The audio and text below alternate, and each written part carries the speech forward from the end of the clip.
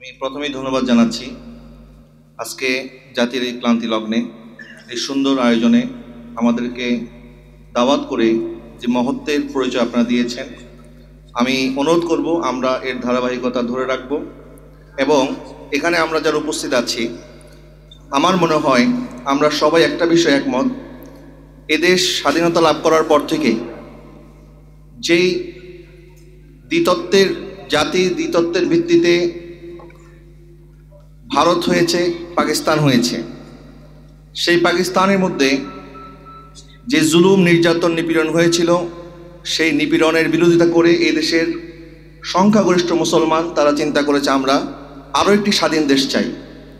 এদেশের সংখ্যাগরিষ্ঠ মুসলমানদের আহ্বানে এদেশের আপামর সকল মানুষের জীবনের বিনিময়ে আমরা এই স্বাধীন মাতৃভূমি পেয়েছি। সেই স্বাধীনতার পর থেকে এই পর্যন্ত আমরা মুসলমানরা যেভাবে স্বাধীনতাকে উদযাপন করার কথা ছিল, যেভাবে আমাদের অধিকার ফিরে পাওয়ার কথা ছিল, আমরা সেই অধিকার ফিরে পাই নাই। বরং আমরা দেখেছি প্রত্যেকটা সরকার তারা বিদেশি প্রভুর কাছে আত্মসমর্পণ করে নিজেদের স্বার্থ হাসিলের জন্য এই দেশকে বিক্রি করেছে। সুতরাং আমি মনে করি আমরা অনেক দলকে সুযোগ দিয়েছি, এদেশের মানুষ অনেকভাবে সুযোগ দিয়ে পরীক্ষা করেছে।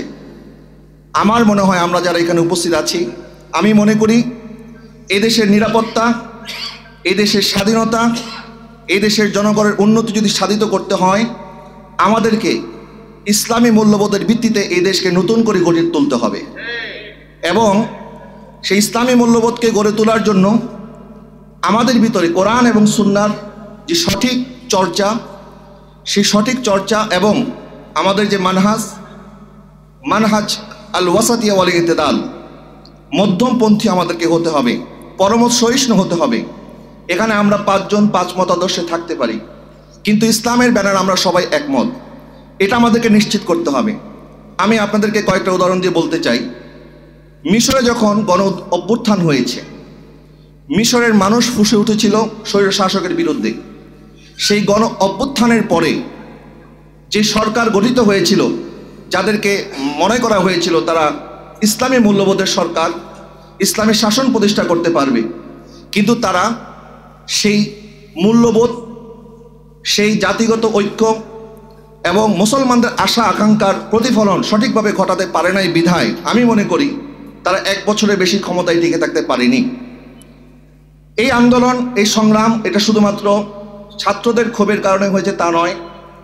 গত 15 বছরে এই দেশের মানুষ যে স্বৈরাচারের বিভিন্নভাবে জুলুম নির্যাতনের শিকার হয়েছে, প্রত্যেকের ক্ষোভের একটা বহিঃপ্রকাশ ঘটেছে এই ছাত্র আন্দোলনের মাধ্যমে।